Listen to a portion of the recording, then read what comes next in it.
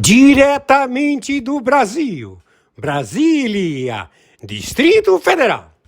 Quem vos fala, mestre Dinho, trazendo sempre informações na palma da sua mão, com notícias de utilidade pública, nacional e internacional. O mestre Dinho, eu quero aqui, antes de iniciar esta live, eu quero falar sobre o Pix do juiz Oscar Aníbal Chapan. Pix, Oscar Aníbal Chapan, @gmail.com. Repito, Oscar Aníbal Chapan, @gmail.com. Está na descrição desse vídeo. Meus amigos e amigas, quem vos fala, mestre Dinho? O mestre Dinho, eu quero aqui, no nome do Senhor Jesus Cristo, a seguir a live do juiz Oscar Aníbal Chapan, hoje dia 21 de junho do ano de 2025. Muito bom dia, sábado 21 de junho de 2025. Horário 6 horas da manhã, 56 minutos. Já temos a localização das ogivas nucleares no Irã. Detectamos o pulsar das identificações das bombas nucleares. Estamos procedendo a erradicar, finalizar com estas bombas nucleares. Neste momento, sábado 21 de junho de 2025, horário 6 horas e 57 minutos. Atenção, atenção. Exército, Marinha Aeronáutica. Atenção, SEBIN, ABIN, Polícia Federal. Atenção, autarquias. Já determinamos o bloqueio de todos os bens, como também do patrimônio, de todos que praticaram crime contra a humanidade. Crime contra a raça humana. Então estamos procedendo imediatamente com todo o capital do Luiz Inácio Lula da Silva, seus bens, da família dele, também do Alckmin, seus bens, da família dele, de todos os presidentes do Senado que compõem desde o início do governo, de Luiz Inácio Lula da Silva e de Alckmin, como também os presidentes da Câmara de Deputados, desde que eles fizeram parte, e fazem parte deste flagelo à humanidade. Todos eles adotaram a teocracia. Lá como aqui, são 12 juízes da Shura, lá em Irã, e aqui são 12 no Supremo Tribunal Federal. Todos eles procedem da mesma forma. Então, não podemos permitir mais. No passado, quando era o Shah Reza Pahlavi, o Shah Reza Pahlavi aprovou, em 1950, a existência de Israel e sempre teve sempre um tratamento com os Estados Unidos, com Israel, sempre viveram em harmonia, até os estudantes alegando que eles não queriam monarquia, queriam democracia, trouxeram o Moulin da França, o Khomeini. E este falou para os estudantes: vocês querem democracia? Sim, queremos. Eleições, queremos fazer um país democrático. Reúnam todos. Aí reuniram todos os estudantes. E aí veio o açougueiro do Irã e matou todos eles. De lá para cá, assumiu um sujeito que nem Moulin nunca teve a hierarquia de ser um pastor dessa mentira, que ele não é muçulmano, ele não é iraniano, ele não é persa, é simplesmente um agregado. Nasceu, sim, lá na Pérsia, mas ele se perpetuou ali. O filho dele é ladrão, o filho do Ali Khamenei é ladrão, também não tem a formação de Moulin igual a ele, e não tem como herdar.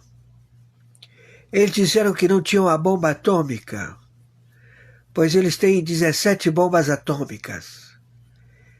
E aqui apareceu latejando. Já temos a localização, já mandei para os youtubers, já mandei para as plataformas, para que todos vejam que eles querem jogar essas 17 bombas atômicas contra a Inglaterra, contra a França, contra os Estados Unidos, contra a Arábia Saudita, Doha, Catar, Emirados Árabes. São pessoas... Esse Ali Khamenei é um charmuta, assassino, destruidor do ventre muçulmano. Ele tem fobia das mulheres, ele não gosta de mulher. Então ele, conjuntamente com todos esses indivíduos que têm problemas mentais, todos eles vão ser exterminados. São todos terroristas. O exército dos dragões do Irã não é um exército de carreira, são terroristas. Então vamos proceder com eles imediatamente. No dia de hoje, sábado, 21 de junho de 2025, horário 7 horas da manhã, 4 minutos. Conforme determinação, meu Pix é meu e-mail, é meu nome e sobrenome, tudo em minúscula, oscaranibalciapano@gmail.com.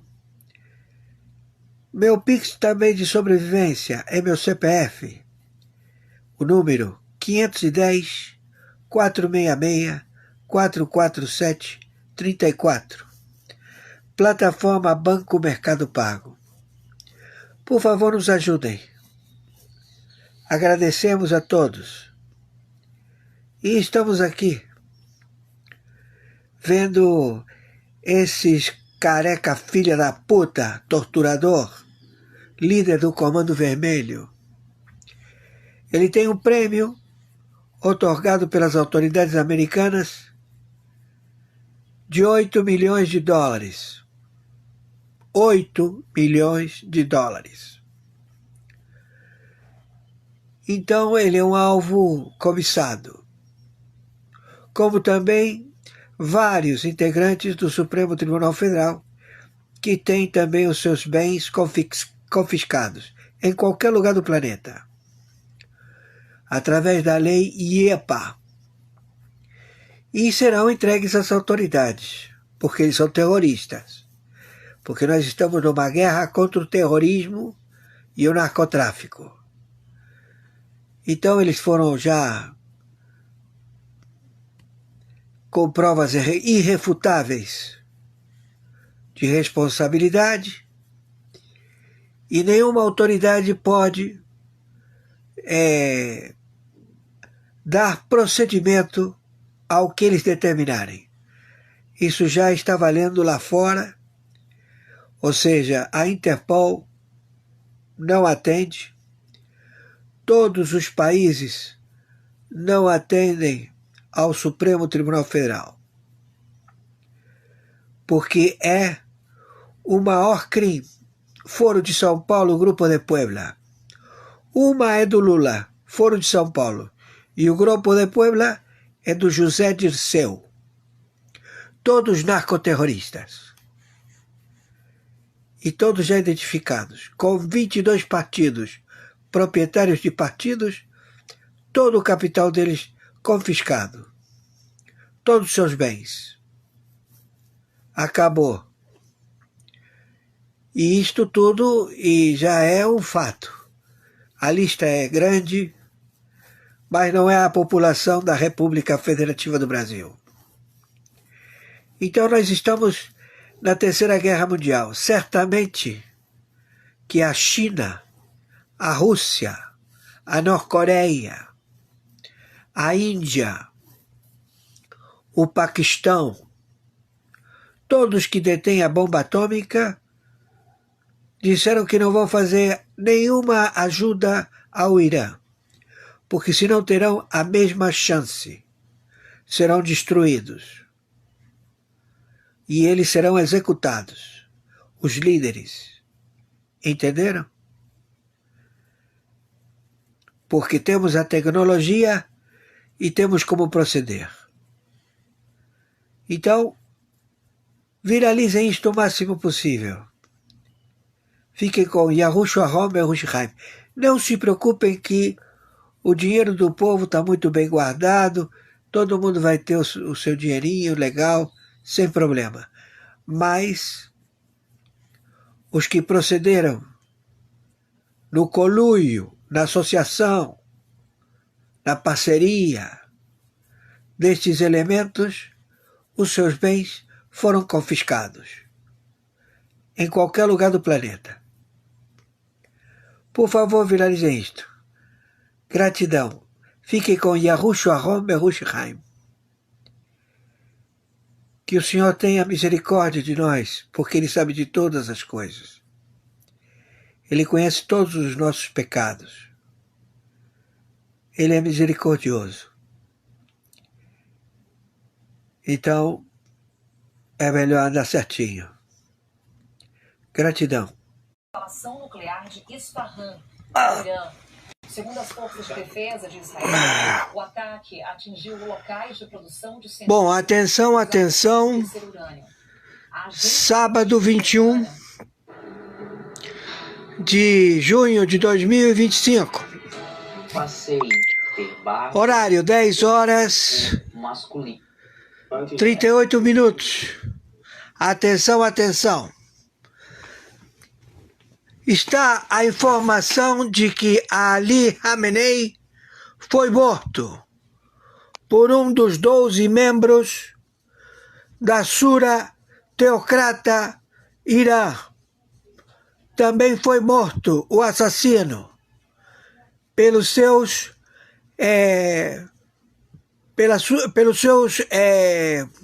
seguranças, né? Então, é o que está correndo no momento. Ali Khamenei foi executado por um dos 12 que compõem a teocracia da Shura muçulmana do Irã. Um dissidente deles lá dentro não gostou dos 3 que foram propostos como sucessores e o assassinou. Os seguranças de Khamenei procederam também a executá-lo. Então, dos 12, ficaram 10. Não se sabe se é um dos... certamente que não é um dos 3 sucessores que foram levantados por Ali Khamenei. No momento, todos os B2 se encontram a caminho para exterminar as posições das 15 ogivas já detectadas, monitoradas por satélite no território do Irã. Já Isfahan não existe mais e também está sendo monitorado o deslocamento das bombas que estão monitorando Arábia Saudita, Dubai, Catar, Europa. Estão apontadas para a Inglaterra, França, Alemanha. Tudo isto já identificado. Então, todos os B2, tanto do Pacífico, das bases na região da China, se deslocaram para este evento. A China, a Rússia, o Paquistão e a Índia não se manifestam em apoio ao Irã. Não querem saber absolutamente nada deste evento, alegando que estes indivíduos terroristas saíram da lógica. Então todos eles se retiraram. China, Rússia, Paquistão, Índia. Não estão no contexto. Norte-Coreia está com desavenças com a França. Está, não se sabe, com o acervo de Ali Khamenei de mandar as ogivas para a França. Bom, conforme determinação, meu Pix, oscaranibaltiapano@gmail.com. Meu Pix de sobrevivência também, CPF 510 466 44734. Banco Mercado Pago. Por favor, nos ajudem e vamos orar. Mas, torno a repetir, as 15 ogivas estão monitoradas por satélite e todos os B2 que estão se deslocando para o Irã para proceder com o extermínio deste acervo atômico já determinado. Então, a região ela está observada. China, Rússia, Paquistão, Índia não tomam parte deste procedimento. Não favorecem em absoluto o Irã. Por favor, maiores informações, entraremos em contato. Viralizem isto o máximo possível. Olá, uma boa tarde para você que acompanha a Gazeta do Povo. Começou mais um Entre Linhas nesta quarta-feira. Sempre uma alegria receber cada um de vocês. Vamos dar boa tarde para ele também. Boa tarde, Frederico. Boa tarde, Mari, e boa tarde a todos os amigos da Gazeta do Povo. Ótimo. Bom, a gente tem vários convidados hoje especiais. Temos advogado de Donald Trump, Martin De Luca. Temos os parlamentares aqui para comentar também sobre depoimento de Jair Bolsonaro e também de outros réus. E a gente vai começar discutindo aqui na mesa, né? O que deve acontecer com Jair Bolsonaro? Quando isso deve acontecer também? Depois desse depoimento que deu o que falar, né? A gente pode tratar alguns dos pontos aqui, mas especialmente gostaria de começar falando sobre a questão que mais tem repercutindo nas redes sociais e que tem furado bolha. Até aquele pessoal que não quer saber de política está compartilhando um vídeo, até os memes, umas brincadeiras, a partir daquela piada que Jair Bolsonaro fez ao ministro Alexandre de Moraes. Ele até, né, falou, me licença, eu posso fazer uma piada? E aí, então, o ministro fala, bom, eu, se fosse você, consultaria seus advogados. E aí ele lança, né, queria te convidar para ser meu vice em 2026. E aí, existem análises também sobre isso, né? Tem gente que diz, olha, Jair Bolsonaro estava tão nervoso que recorreu a uma piada para tentar descontrair, porque existe esse mecanismo mesmo psíquico de defesa, né? Outros já disseram, não, olhem que inteligente, como ele foi inteligente nessa jogada, né? Ele acabou falando aí que em eleições de 2026, se colocando como um nome para 2026, portanto, elegível, e ainda colocou Moraes como um nome político, né? Deixando claro ali que o ministro está agindo politicamente. Existem várias análises aí, existem várias brincadeiras também. Queria ouvir a opinião do Frederico Juncker sobre esse episódio, né, que retrata bem muito do que tem sido, né, esses depoimentos. Pois é, Mari, você vê que as cenas aí dos interrogatórios estão dando muito pano para manga, né? Especialmente esse diálogo entre o presidente Bolsonaro e o ministro Alexandre de Moraes, em que ele, de forma jocosa, pergunta se o ministro Alexandre de Moraes aceitaria ser seu vice na eleição de 2026, e de fato você tem pessoas ali criticando o presidente, pois ele teria, segundo a visão de alguns, humanizado o ministro Alexandre de Moraes, que pela forma como ele vem tratando aí as pessoas, especialmente os réus dos processos do 8 de janeiro, né, de forma desumana, negando seguidamente, por exemplo, a conversão da prisão em prisão domiciliar, de pessoas que, né, com a saúde muito frágil, e de que essa piada teria de alguma maneira humanizado o ministro Alexandre de Moraes, ou também, inclusive, já numa leitura mais da própria política, de que o presidente teria aproveitado a oportunidade em que os holofotes estavam voltados para ele, ali, o Brasil inteiro acompanhando esse julgamento, né, esses interrogatórios, e de que reforçar mais uma vez de que ele seria candidato à presidência da República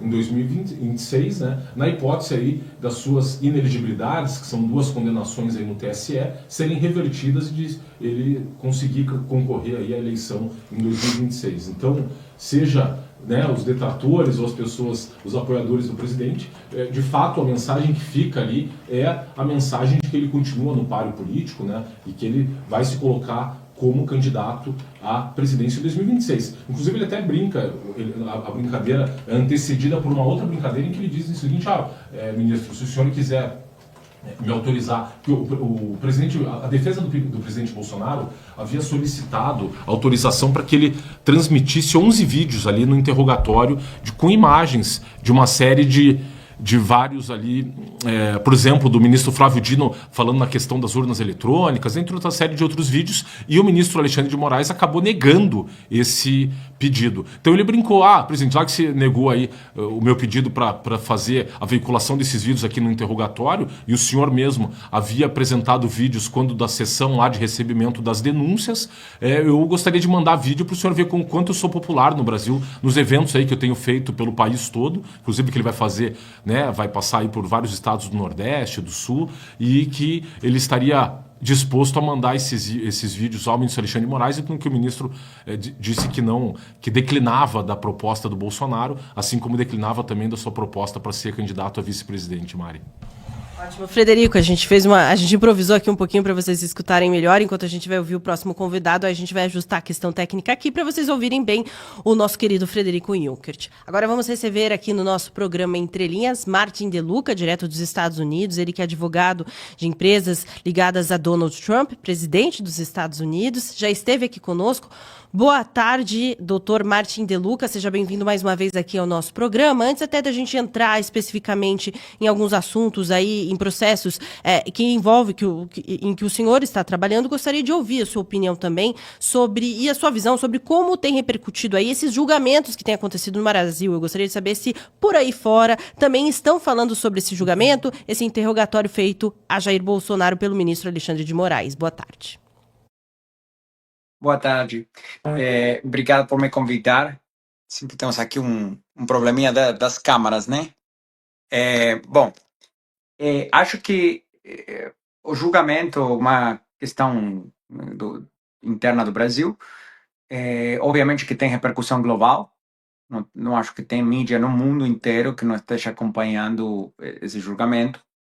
Então, acho que vale a pena pensar da perspectiva das instituições como reflete esse julgamento na reputação internacional do Brasil, né? Especialmente quando estamos avançando mais para um lado de a luta contra o lawfare, tentar evitar o uso do sistema judiciário para determinar resultados eleitorais, etc. Essa conversa está muito forte depois do retorno do presidente Trump à Casa Branca e, obviamente, chama atenção o julgamento que está acontecendo agora.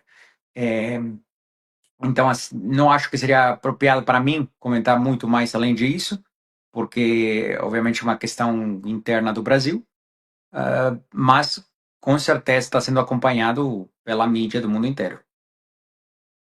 Doutor Martin, tivemos aí uma novidade na última sexta-feira, né? Que o senhor apresentou uma nova petição no processo que o Rumble e o Truth Social movem contra o ministro Alexandre de Moraes no estado da Flórida, né? No distrito de Tampa. Queria que o senhor pudesse falar um pouco sobre essa petição que o senhor apresentou, o que ela traz, os pedidos que ela faz e o andamento aí desse processo que o senhor, enquanto advogado, move contra o ministro Alexandre de Moraes nos Estados Unidos.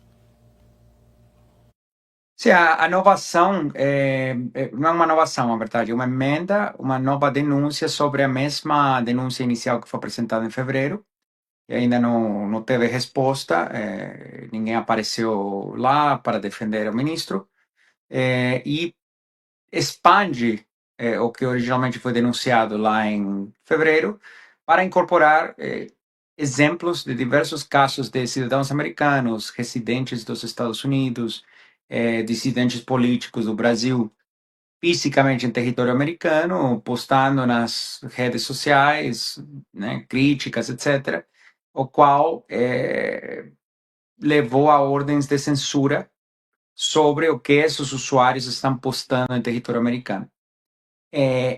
E com a determinação do Departamento de Justiça que não tem como isso enquadrar dentro do marco da lei, dentro do marco dos tratados bilaterais Brasil e Estados Unidos, o que a gente acaba fazendo nessa ação é expandir ela, alegando que as ações são ultravires. Ultravires que significa, desculpa, que significa ações, né, que estão fora do marco da lei, ou do que são as ações oficiais de um funcionário público.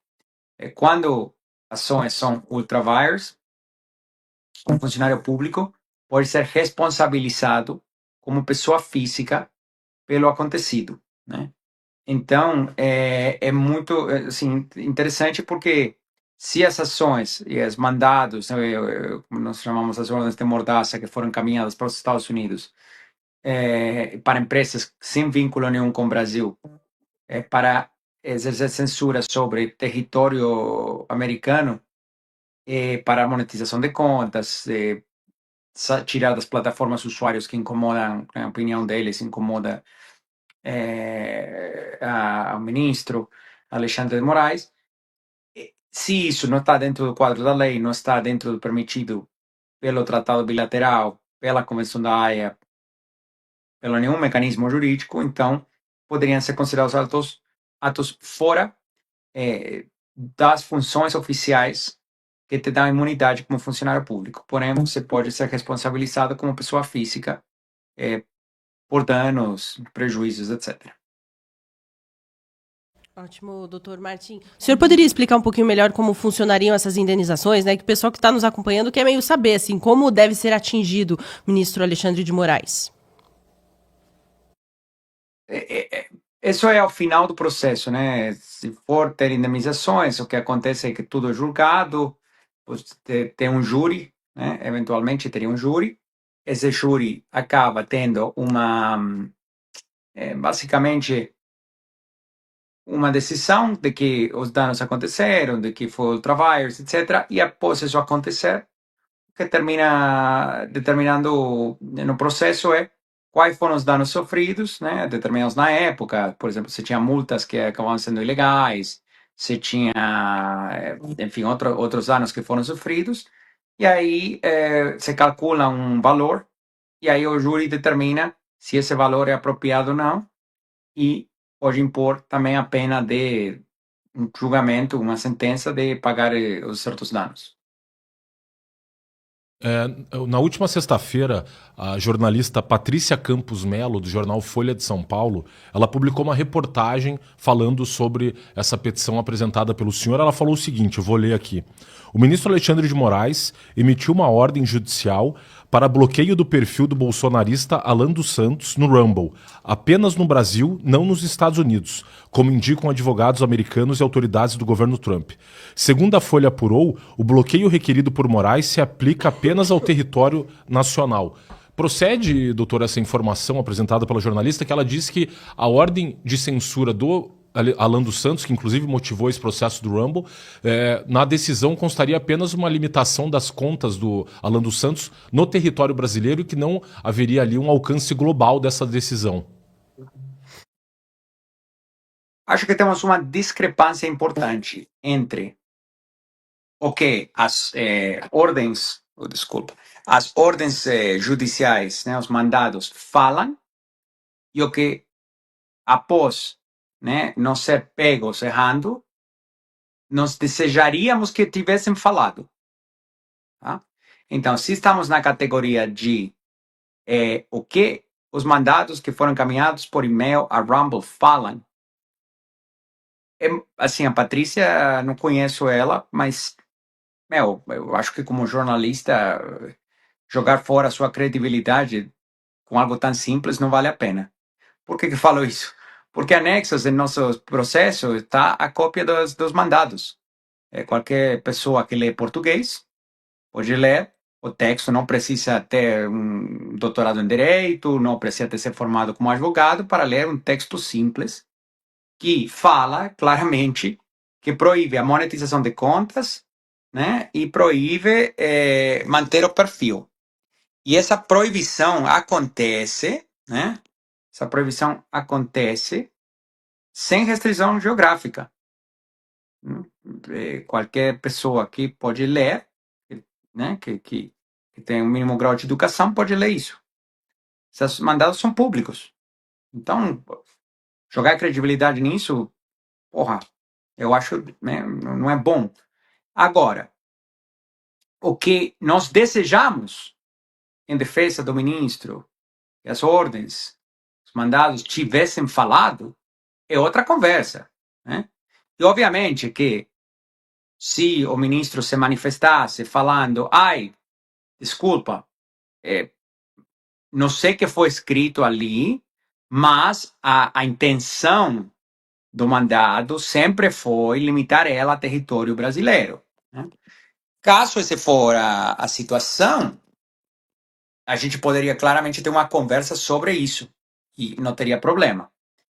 Mas estamos falando de uma conversa sobre algo que não está escrito no papel e que desejamos que estivesse escrito, ou talvez queremos emendar o mandado, enfim. Todo mundo está aberto ao diálogo sobre uma coisa assim. Agora, o que está escrito no papel do mandado que foi encaminhado por e-mail é muito simples para qualquer pessoa que sabe ler e escrever chegar à conclusão do que fala o mandado. Doutor Martin, o senhor falou, né, que não houve uma manifestação ainda do ministro Alexandre de Moraes. Ele já foi notificado e ignorou essa notificação? O que se sabe até agora? Bom, aí estamos falando um pouco de... não quero entrar em detalhes, mas obviamente a gente em fevereiro tomou todos os passos necessários. Desculpa, aqui a câmera continua virando, né?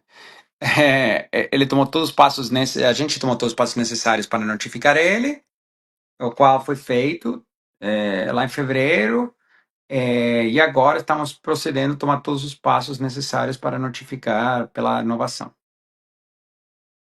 Doutor Martin, uma dúvida que a gente tem muito aqui no Brasil, que os processos, né, são bem diferentes aí nos Estados Unidos do Brasil. Se o senhor pudesse explicar, pelo menos, o julgamento pelo júri, porque aqui no Brasil os únicos processos que são julgados pelo júri são os casos de crimes dolosos contra a vida, crimes de homicídio. Então a gente não tem júri na área civil. Se o senhor pudesse explicar. E também, em geral, não obviamente nesse processo específico, mas em processos similares, como é que eles fazem para calcular, geralmente, o valor da indenização, questão de danos punitivos, compensatórios, como é que funciona, no geral, o cálculo de uma indenização dessas e, em casos similares, os valores, eventualmente, que são fixados pelo juiz ou pelo júri em situações semelhantes? Sim, o júri nos Estados Unidos é aplicado civilmente, então qualquer ação civil complexa pode demandar que seja julgada por um júri. Está acontecendo aqui. Isso assim como os filmes que vocês assistem dos Estados Unidos. Eu sei que no Brasil não utiliza júri para tudo, lá utiliza sim, e também pode utilizar para ação civil. Então, como calcular os danos realmente são calculados dependendo do que sofreu cada parte que tem que ser indenizada. Então, quais foram os danos sofridos pelo Rumble por ter sido, por exemplo, sei lá, multada, por ter sido obrigada a se defender, por ter sido banida do Brasil. Se eventualmente se determina que as ações foram ilegais, então pode manifestar, ok, esses foram meus danos, aí essa pergunta é apresentada ao júri, e o júri vai determinar se está certo ou não o valor. Ótimo, doutor Martin de Luca, muito obrigada por nos atender, né, de estar disponível para a gente mais uma vez aqui no programa Entre Linhas, inclusive já foi tema de entrevista na nossa coluna Entre Linhas, fica o convite para cada um de vocês lerem também a nossa coluna Entre Linhas, volte sempre, as portas estão abertas aqui para o senhor no nosso programa. Muito obrigado. Até a próxima. Bom, vamos seguir tratando aqui do assunto, né, do interrogatório feito a Jair Bolsonaro. Tem bastante gente comentando o que não sabe ali no nosso chat, né? É muito curioso, assim, a gente que é jornalista e se expõe. Lá na coluna teve gente dizendo que eu dou, usando esses termos, né, voz como que é? Ao baixo clero do bolsonarismo. Que eu estou dando espaço para... Usaram esse termo. Tem gente aqui que está dizendo que eu não respeito Jair Bolsonaro por não chamá-lo de presidente. Existem várias questões técnicas jornalísticas que a gente tem que tomar muito cuidado. Fato é que, jornalisticamente, ele é chamado de ex-presidente Jair Bolsonaro. Não quer dizer que eu não respeito, que eu não concorde. Muito pelo contrário, acho que meu posicionamento político conservador é bem evidente aqui. Eu estou muito mais exposta do que a maioria das pessoas que estão aqui comentando, sem nem colocar a carinha ali, né, Frederico? Mas vamos dar continuidade aqui a esse assunto, que muita gente quer saber o que deve acontecer a partir de agora. Você já explicou um pouco sobre isso, mas tem gente que está chegando ainda e quer entender o que deve acontecer. Todos esses processos, o que deve acontecer. Tem outros núcleos que devem ser ouvidos ainda, né? Eles devem ser ouvidos antes ou depois. A gente deve ver o STF, mais uma vez, querendo acelerar esse processo, porque parece que tem bastante pressa, né? Tem muito mais pressa com esses processos do que outros, historicamente, a gente tem visto como postura mesmo do STF. O que a gente pode esperar aí nas próximas semanas? Bom, Maria, a gente teve agora, então, a conclusão do interrogatório dos acusados, né? Que é a fase ali que já se aproxima para o fim do que a gente chama de instrução processual, que é a fase de produção de provas. Agora, no término ontem da audiência, o ministro Alexandre de Moraes já intimou as partes para que em 5 dias elas manifestem se gostariam de realizar novas diligências, né, para complementar eventualmente as provas já produzidas até então, com base, inclusive, nos interrogatórios prestados aí pelas partes, se eventualmente surgiu o nome de uma pessoa que ainda não foi ouvida, ou fizeram menção a um documento que não consta dos autos, para que, eventualmente, as partes aí solicitem, seja a oitiva de novas pessoas, ou a juntada de documentos que ainda não haviam sido juntados aos autos. Então, aí a gente tem mais 5 dias para que as partes façam esses pedidos aí de novas diligências, se elas entenderem necessárias. Então, nós teremos aí o que a gente chama de apresentação das alegações finais, que são a peça processual, a petição, em que tanto a acusação, quanto o réu colaborador, quanto os demais corréus vão poder fazer sua análise de tudo o que foi feito ao longo do processo. Desde a apresentação da denúncia, o recebimento da denúncia, todas as provas que foram juntadas, a análise dos testemunhos, tanto os da defesa quanto da acusação, bem como os depoimentos, aí, os interrogatórios dos acusados, e eles vão fazer ali um apanhado, né, de tudo que aconteceu no processo até então, para tentar convencer os juízes acerca aí da inocência ou da culpa aí dos acusados. Então, depois o prazo fixado pela Lei 8.038, que é a lei que rege os processos penais no âmbito do Supremo Tribunal Federal, cada parte tem 15 dias para apresentar essas alegações finais, 15 dias sucessivos. Então, são 15 dias para acusação, no caso, a Procuradoria-Geral da República. Na sequência, 15 dias para o réu colaborador, o Mauro Cid. Inclusive, essa foi uma mudança de jurisprudência do Supremo Tribunal Federal nos casos da Lava Jato, em que a lei não especificava se a apresentação das alegações finais era conjunta ou sucessiva. E aí se fixou o entendimento ali de que primeiro a acusação, depois o réu colaborador e, por fim, os corréus ali, os demais acusados, que também terão 15 dias, mas aí não é sucessivo para cada um deles, mas é um prazo conjunto ali. Então, somando os 3 prazos da acusação, réu colaborador e dos corréus, 45 dias. Então, finalizado aí, apresentadas as alegações finais, o processo volta para o relator, no caso o ministro Alexandre de Moraes, para que ele prepare o seu voto. E uma vez elaborado o voto, ele pede então para o presidente da primeira turma, ministro Cristiano Zanin, para pautar o julgamento. Em que ali o ministro, obviamente, provavelmente vai pautar imediatamente assim que o relator solicitar que esse processo seja pautado. Então é muito provável que ali em agosto nós já tenhamos a sessão de julgamento dos réus aí do núcleo 1. Nos demais processos, nos demais núcleos, como são processos autônomos, eles não têm ligação com esse processo, apesar de envolverem aí os mesmos fatos, cada processo tem um ritmo próprio. Até para fins comparativos, para os senhores terem uma noção da velocidade que o Supremo Tribunal Federal está imprimindo ao julgamento desses réus, no caso do Mensalão, os fatos ocorreram em 2005.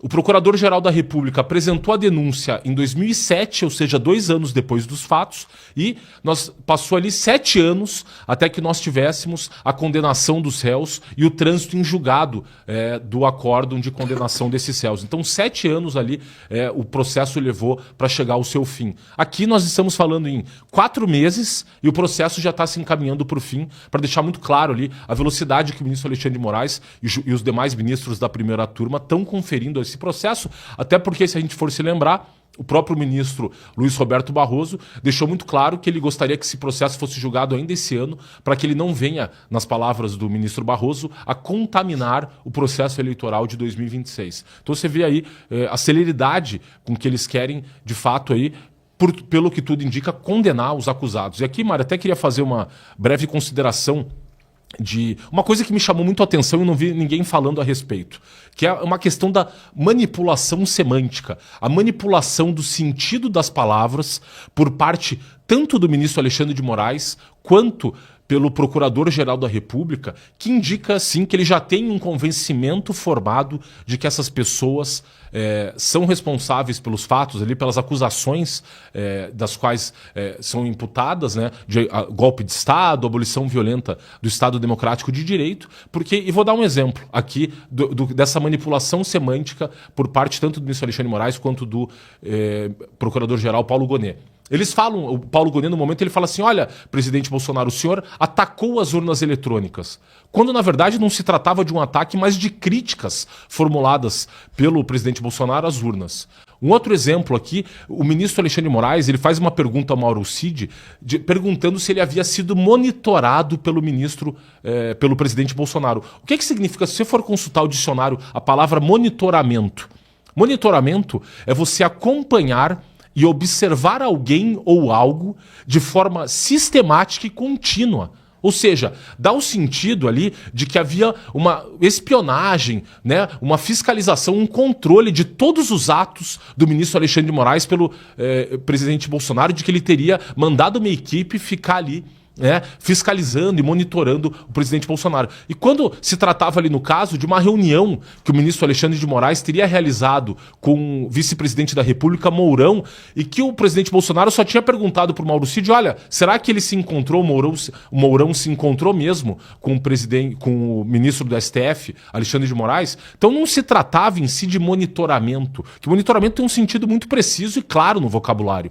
Então você vê a tentativa de sugestão do ministro Alexandre de Moraes de que ele estaria sendo vítima de uma fiscalização por parte do presidente Bolsonaro, quando ele só foi vítima, objeto de uma curiosidade do presidente, que questionou Mauro Cid se ele tinha informações sobre um possível encontro entre o Mourão e o ministro Alexandre de Moraes. Então você vê, e a própria questão do golpe também, eles se utilizavam toda hora da palavra a minuta do golpe, o golpe. Quando, em nenhum momento, as partes ali que foram interrogadas, tanto o ministro da Defesa, Paulo Sérgio, quanto o almirante Almir Garnier, quanto o próprio presidente Bolsonaro, discutiram o golpe. Eles trataram ali, nessas reuniões, conforme reconhecido por eles, da eventual decretação de um estado de sítio, estado de defesa ou da garantia da lei e da ordem, que estão previstos esses institutos na Constituição Federal. No artigo 136 a 142. Da mesma forma, essa utilização por parte do ministro Alexandre de Moraes e do Paulo Gonet da palavra golpe é o mesmo sentido que a esquerda no Brasil dava ao impeachment da presidente Dilma. Eles acusavam o impeachment da Dilma de ser um golpe. O impeachment está previsto na Constituição da República. Ele é um procedimento de responsabilização do chefe do Poder Executivo por crimes de responsabilidade, mas eles diziam ali reiteradamente que se tratava de um golpe. Aqui também ficou muito claro ali o que foi discutido pelo presidente Bolsonaro foi a eventual decretação de um estado de sítio, defesa ou garantia da lei e da ordem, que também estão previstos na Constituição. E, a partir do momento em que o ministro Alexandre de Moraes e o ministro, o Procurador-Geral da República, Paulo Gonet, se referem a esses institutos como uma tentativa de golpe de Estado, claramente eles estão politizando a leitura que eles fazem dos fatos e manipulando o sentido das palavras para sugerir e reforçar uma narrativa que eles criaram de que houve uma tentativa de golpe no país. Então, a partir do momento que o ministro Alexandre de Moraes faz isso, ele deixa de se tornar um árbitro imparcial da lei para se tornar um promotor ideológico de uma narrativa. E não cabe no Estado de Direito a um juiz fazer isso. Ou ele aplica a lei de forma imparcial, ou ele vira um ator político, atravessa a Praça dos Poderes e se candidata para o cargo de senador, deputado ou inclusive de presidente da República, como foi sugerido pelo próprio presidente Bolsonaro ali no seu interrogatório. Para deixar muito claro, inclusive, ficou uma coisa constrangedora, o ministro Alexandre de Moraes questionando, por exemplo, por Mauro Cid. Mauro Cid, nas reuniões ali que você esteve presente, em algum momento trataram do meu nome?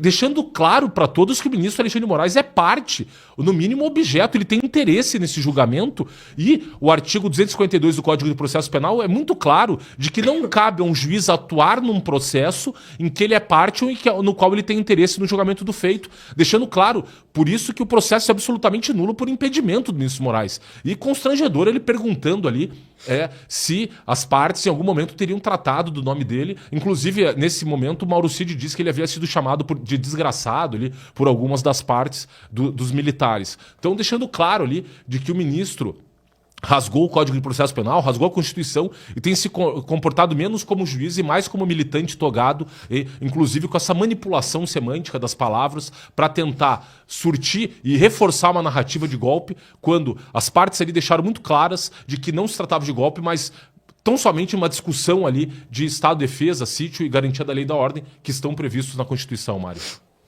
Ótimo, Frederico. Bom, falando nessas narrativas, tem outra questão muito levantada nesses interrogatórios e que a gente viu Bolsonaro tentando desconstruir, né, de certa forma, de ponto a ponto, inclusive numa matéria muito boa do Renan Ramalho na Gazeta do Povo, vocês encontram ponto a ponto. E no 15 Minutos, nosso podcast aqui na Gazeta do Povo, Frederico também descreveu alguns desses pontos junto comigo ali. Ficou o convite para vocês acompanharem depois, ou aqui no YouTube, ou no podcast, no Spotify, desculpe.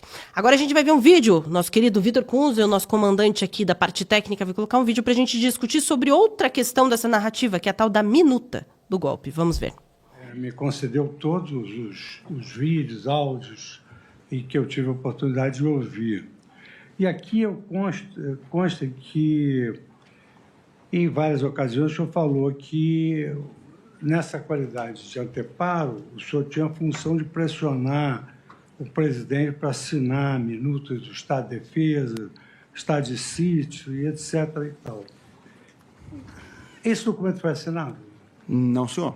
Não foi assinado. Em nenhum momento não foi assinado. Inclusive, era a grande preocupação do comandante do Exército, por isso que ele me chamava várias vezes, era que o presidente assinasse alguma coisa sem consultar e sem falar com ele antes. Porque, de certa forma, de todo aquele imbróglio ali de pessoas, desses grupos que eu dividi, ele acabava sendo a voz mais lúcida que ia conversar, que dava um entendimento maior do que estava acontecendo.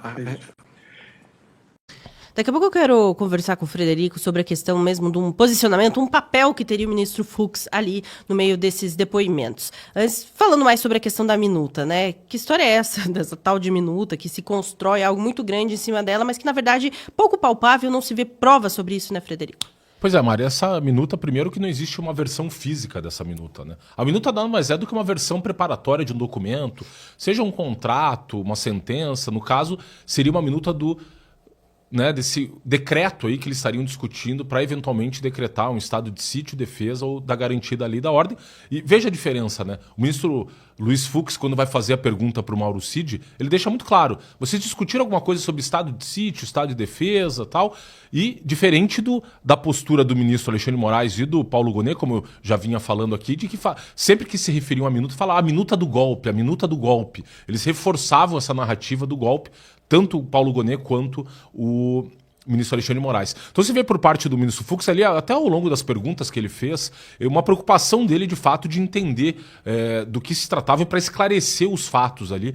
E você via, pelo menos nessa audiência, o Fux mostrando interesse em aprofundar e apurar ali o que estava sendo tratado no processo. E essa pergunta deixa muito claro que ele queria entender o que era a tal da minuta do eventual estado de sítio, defesa, né? E o que deixa claro ali pelo depoimento tanto do Bolsonaro quanto do ministro da Defesa, Paulo Sérgio, quanto do almirante Almir Garnier, de que se tratava ali de um documento que estava no Word, uma versão, portanto, digital, e que eles estavam discutindo os considerandos de uma eventual decretação do estado de sítio. Mas e o que são os considerandos num documento desses? Basicamente, são os fundamentos que você apresenta, as motivações que você apresenta para decretar ou editar uma determinada norma. No caso de uma resolução, de uma portaria ou de um decreto, você vai, olha, considerando que existe a lei tal, considerando o artigo da Constituição tal, considerando que aconteceu isso, isso e isso, eu venho a decretar tal coisa. E eles nem chegaram a discutir concretamente eventuais medidas se houvesse uma decretação de estado de sítio, simplesmente esses considerandos, descrevendo o que estava acontecendo no Brasil naquele momento. E tão logo começaram a discutir esses considerandos, eles chegaram à conclusão que não era cabível decretar um estado de sítio, um estado de defesa ou a garantia da lei e da ordem, que não havia nada mais a fazer e, portanto, desistindo isso, logo mais eles descartaram essa discussão.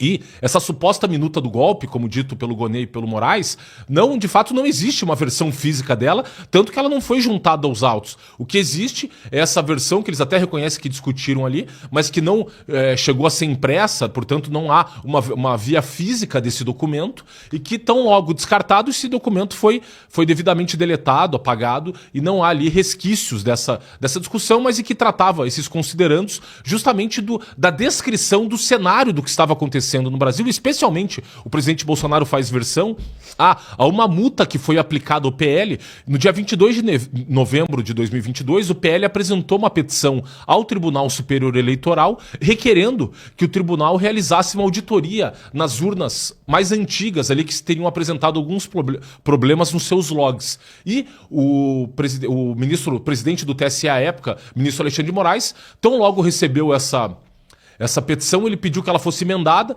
ela não sendo emendada, ele logo aplicou lá uma multa de 22 milhões de reais, com congelamento inclusive da conta do Partido Liberal. E ali, justamente diante dessa reação do ministro Alexandre de Moraes, completamente desproporcional, inclusive violando ali o direito de petição do Partido Liberal em relação ao que estava acontecendo no processo eleitoral e do que havia acontecido, ele, ao aplicar essa multa, o presidente Bolsonaro ficou muito indignado, inconformado com essa multa, e até por isso ele disse que procurou os militares para discutir eventualmente se haveria uma solução jurídica para essa questão.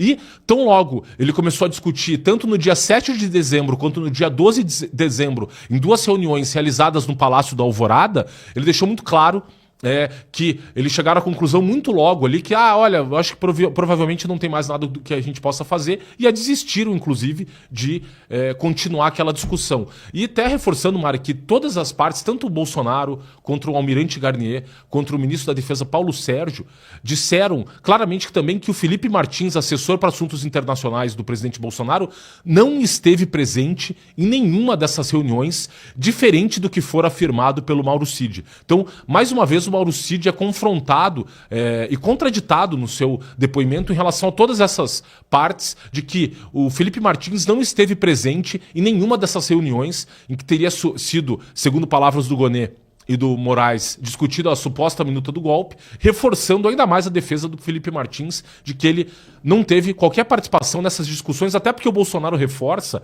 ele era o assessor incumbido ali da discussão dos assuntos internacionais, ele não tem formação jurídica, não cabia a ele discutir eventualmente um documento jurídico, e tampouco ele tem conhecimento na área militar, e daí que a discussão fosse travada entre o Bolsonaro e os comandantes das 3 forças, tanto da Marinha, quanto da Aeronáutica, quanto do Exército, e não caberia a ele, na condição de assessor para assuntos internacionais, participar de uma reunião que envolvia uma discussão jurídica e uma discussão ali de questão militar, né, que o Estado de Defesa e de Sítio previa ali a participação na discussão, eventual discussão do Conselho de Defesa Nacional, e os integrantes do Conselho de Defesa Nacional são os 3 comandantes das Forças Armadas do Brasil. Então, reforçando aí que, de fato, não houve discussão de uma tentativa de golpe, mas única e tão somente desse mecanismo constitucional previsto lá na Constituição, nos artigos 136 a 141, Mari. Ótimo. Só para avisar para o pessoal que está nos acompanhando, nós devemos ter daqui a pouquinho o deputado federal Fernando Marangoni aqui no nosso programa também comentando sobre isso. Temos outros parlamentares que devem participar, estão ajeitando ali suas agendas. Enquanto isso, a gente tem bastante assunto para tratar. Ainda em relação aos interrogatórios, a gente estava conversando esses dias sobre a ausência de alguns ministros e, ao contrário, a presença ali do ministro Fux, que em muitos momentos fez até aquele papel de tentar equilibrar um pouco o próprio posicionamento de Alexandre de Moraes, tentando ser um contraponto, digamos assim. Como que você viu, Frederico, aí o posicionamento do próprio ministro Fux ao longo desses interrogatórios, desses depoimentos? Bom, Mário, primeiro eu chamo a atenção de que ele foi o único ministro, além do ministro Alexandre de Moraes, que esteve presente na oitiva dos acusados. Tanto o ministro Flávio Dino, quanto o ministro Cristiano Zanin e a ministra Carmen Lúcia não compareceram à oitiva dos acusados. Em nenhum dos momentos ali eles deram um ar da graça ali de aparecer para eventualmente esclarecer dúvidas que eles tivessem sobre os autos ali, toda a discussão travada nesse processo, sobre o mérito do processo, e a única presença ali constante foi a do ministro Fux ao lado do ministro Alexandre de Moraes, e o ministro Fux que fez pergunta ali aos 8 interrogados, tanto ao Mauro Cid, quanto ao Alexandre Ramagem, Anderson Torres, o candidato à vice-presidência à época, Braga Neto, todos eles foram questionados pelo ministro Fux, e se via ali por parte do Fux uma tentativa, de fato, de compreender o que havia acontecido, os fatos que são imputados, esclarecer eventuais dúvidas. Uma delas, inclusive, ele pergunta muito claramente para o Mauro Cid se o presidente Bolsonaro havia assinado qualquer documento, ele assinou algum documento aí que trata de estado de sítio, estado de defesa, garantia da lei e da ordem, e o Mauro Cid falou ali muito claramente não, ele não assinou nenhum documento. Então você vê em muitas contradições também que surgiram dos depoimentos do Mauro Cid, Mari. O Mauro Cid alega que o Braga Neto ali, o candidato à época à vice-presidência, ele teria se reunido com 2 coronéis das forças especiais, que seriam aqueles kids pretos, que seriam esses membros aí das forças especiais que teriam bolado um plano para assassinar tanto Alexandre de Moraes quanto o vice-presidente Alckmin e o presidente Lula. E o Braga Neto comentou que ele não conhecia esses 2 forças especiais, nunca teve contato com eles. O que aconteceu é que, numa tarde, ele estava na sua casa em Brasília, o Mauro Cid, passando próximo da residência do general Braga Neto, acabou se encontrando com esses 2 coronéis, que ele nunca tinha visto. Esses coronéis falaram que gostariam de conhecer o general Braga Neto, porque eles teriam atuado no Rio de Janeiro quando ele foi lá um interventor na questão, justamente até quando foi aplicado esse Instituto da Garantia da Lei e da Ordem no Rio, na época do governo Temer, em que havia um estado de calamidade pública no Rio de Janeiro relativamente à situação da segurança, uma insegurança tremenda, inclusive uma insegurança tão grande que as seguradoras de veículos estavam se negando a fazer o seguro dos veículos, que de tantos veículos que eram roubados no Rio de Janeiro, caminhões, etc., e roubo de cargas também. As seguradoras chegaram a uma situação ali de tão periclitante e falaram: olha, a gente não vai mais fazer a contratação de nenhum seguro, pois não tem como, fica inviável o nosso negócio, tal qual o índice de criminalidade no Rio de Janeiro. Então o Braga Neto acabou atuando lá como interventor naquele momento, e esses coronéis estariam no nível operacional, e obviamente um general está no nível estratégico e não tinha contato com esses dois coronéis. E eles gostariam de conhecer, ele acabou indo até a casa, o Mauro Cid bateu na porta lá do Braga Neto, ele conversou 20 minutos com eles, rapidamente, e eles tiraram foto até com o Braga Neto, que era a primeira vez que eles estavam tendo uma conversa de cunho pessoal com ele, e você vê novamente o Mauro Cid sendo desmentido pelo Braga Neto, assim como ele foi na questão da própria, quando ele diz que o Freire Gomes, o comandante do Exército, havia dito ao presidente Bolsonaro, numa dessas reuniões no Palácio da Alvorada, de que, Bolsonaro, se você insistir na decretação de um estado de sítio ou de defesa, eu terei de prendê-lo. E todas as partes que participaram da reunião foram unânimes em dizer, o próprio Freire Gomes, que o Mauro Cid atribui ao Freire Gomes essa fala de uma eventual prisão do Bolsonaro, ele deixou muito claro: olha, eu não falei isso.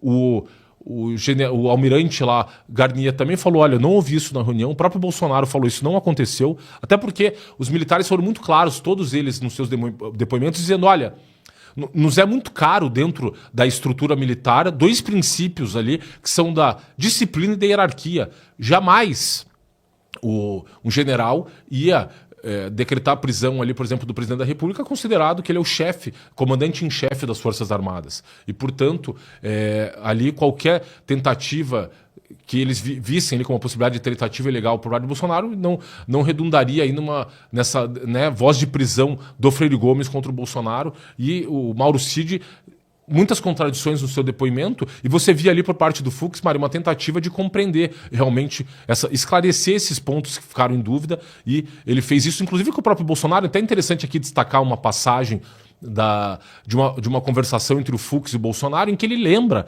que o Bolsonaro, quando tratou dessa questão das urnas, lá em 2021, que as urnas estavam sendo questionadas, mas em relação à questão de você implementar a questão do voto impresso para dar maior, deixar o sistema mais seguro, o ministro Fux, ele falou até: Bolsonaro, eu lembro que na época você era deputado e você me fez uma visita com uma série de técnicos na área de segurança da informação, tratando dessa questão do voto auditável. Inclusive, naquela época, eu era ministro integrante do TSE e me comprometi que sim, nós faríamos e adotaríamos o voto auditável, mas depois o Supremo Tribunal Federal acabou julgando o voto auditável inconstitucional, porque eles alegavam que poderia eventualmente violar o sigilo do voto.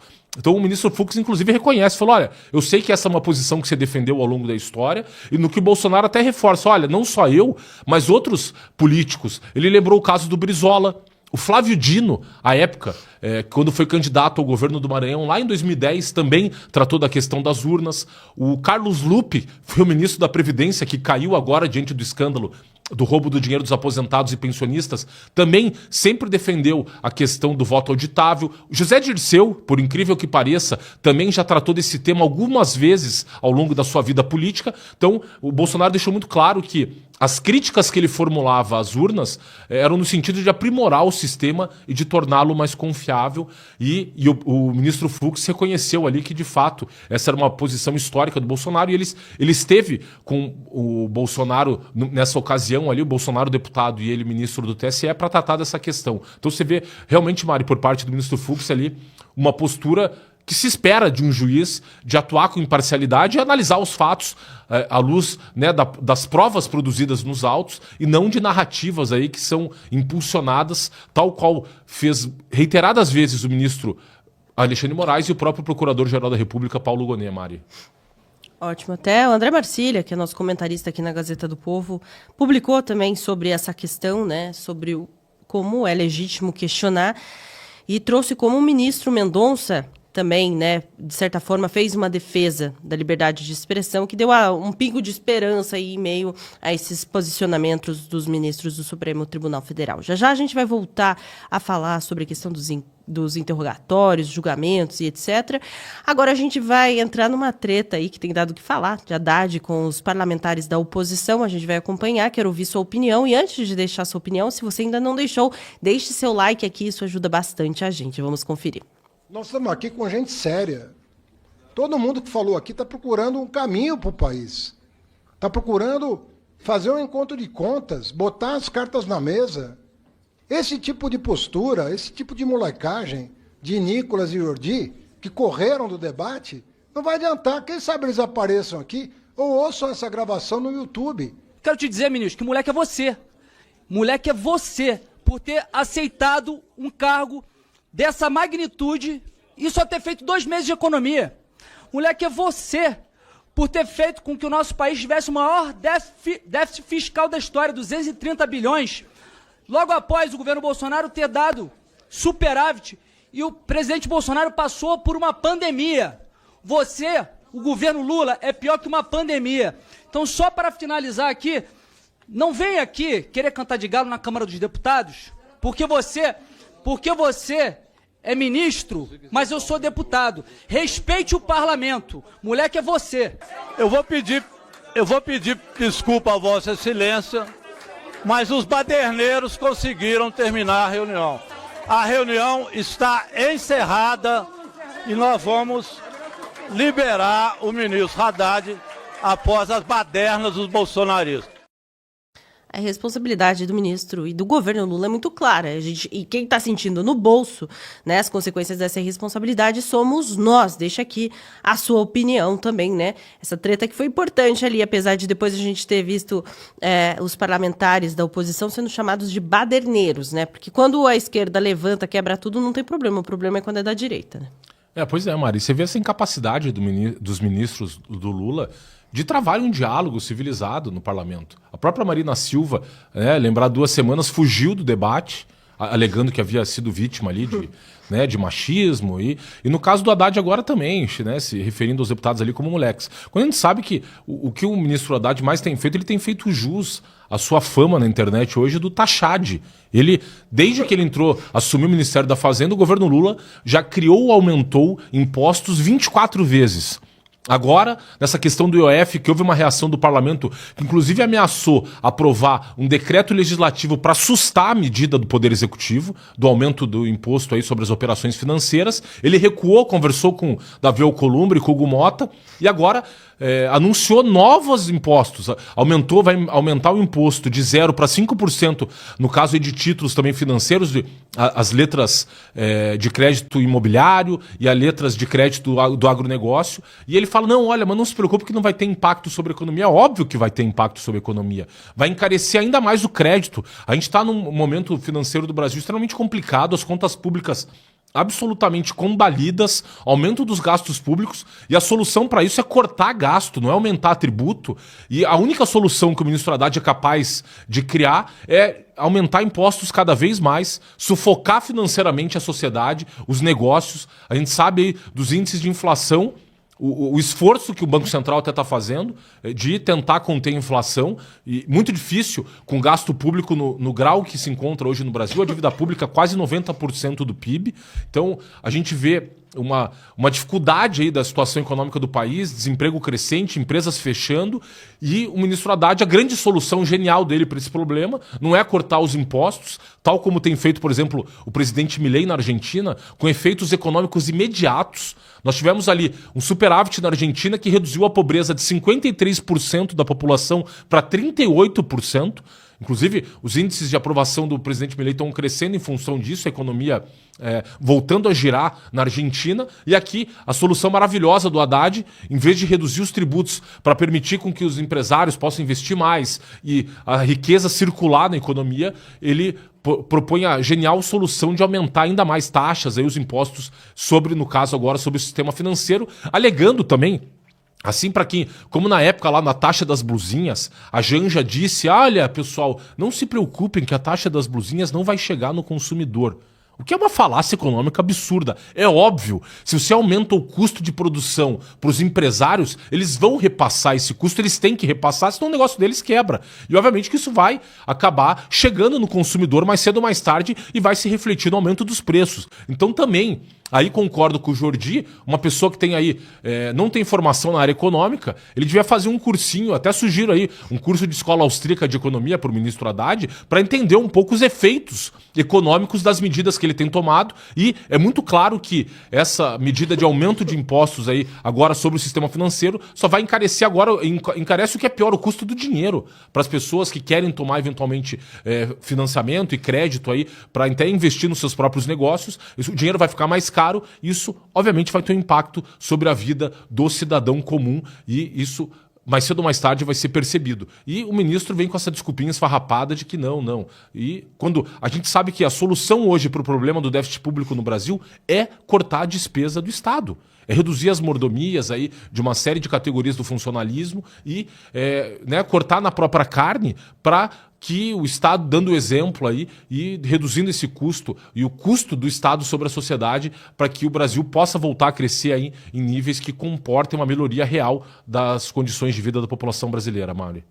Ótimo, Frederico. Como bem lembraram aqui no nosso chat, né? Tem uma matéria na Gazeta do Povo que explica bem sobre isso. Como a cada 37 dias o governo Lula aumentou ou criou um novo imposto. Então, o jeito deles pagarem a conta é a gente pagando essa conta. Os privilégios continuam ali perfeitamente funcionando para eles. As viagens, então, né? Mais de quase 130 dias, Janja, no exterior, desde 2023, tá permitido, tá liberado. Lula quase isso também, 106 dias. O pessoal segue com a vida tranquila. Quem tá sentindo a diferença, pagando as contas todos os meses, somos nós, é claro. E tem um negócio interessante, que inclusive tá aqui na matéria na Gazeta do Povo, escrita pela Roberta Pinheiro, é que, em relação a essa sessão, né? Ao retornar à sessão, o deputado Carlos Jordi disse que o moleque era um ministro. E após a intervenção do deputado Marcel Van Hatten, as falas de ambas as autoridades foram retiradas das notas taquigráficas da audiência. Tá na moda isso, né? Dá uma censuradinha ali, já virou comum, né? Para não ficar registrado. Mas os vídeos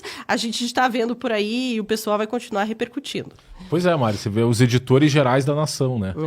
Com o exemplo do ministro Dias Toffoli, que disse que o Supremo Tribunal Federal era o editor do Brasil, o ministro Alexandre de Moraes, que editou uma das atas ali dos interrogatórios, quando o Paulo Gonet disse que fez uma besteira ali, 3 pontinhos, não vou repetir ali o termo de baixo calão utilizado pelo nosso Paulo Gonet. E agora você vê também essa notícia de que na própria sessão aí da Câmara dos Deputados, o presidente ali da sessão resolveu por retirar aí as falas das notas taquigráficas. Mas você vê a perda, inclusive, da civilidade, aí você vê o debate público, né, ficando cada vez mais complicado, esgarçado, mas com esse desgoverno. A Mari lembrou bem aqui, Mari, essa questão do gasto público, é o custo para financiar as viagens da dona Janja, que dispõe de 8 assessores, né, e que tem custado aos cofres públicos, só em 2023 e 2024, custou 2 milhões de reais para manter aí as mordomias da dona Janja, viajando o mundo, 130 dias fora do Brasil. Na última viagem agora para a França,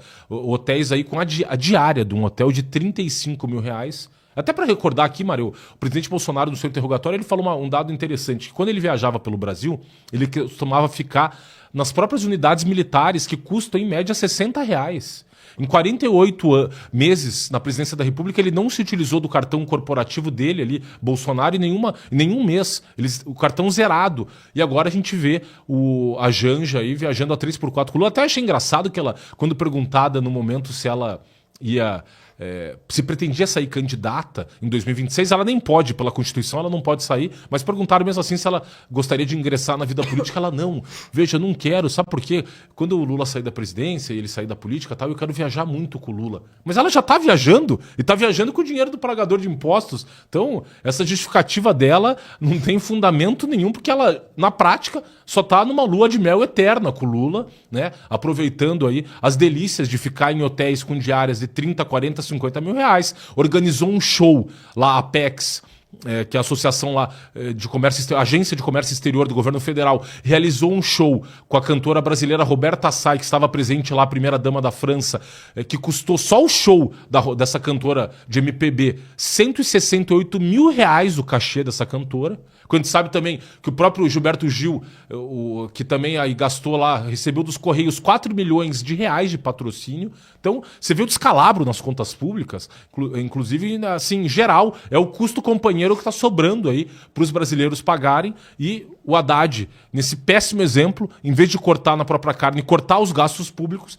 quer chegar ainda mais na garganta dos brasileiros, sufocando as pessoas para manter as mordomias da dona Janja e do seu Lula viajando pelo mundo, Mari. Sim, e com a permissão do governo Lula para aumentar mais impostos, né? Que a lista está aumentando.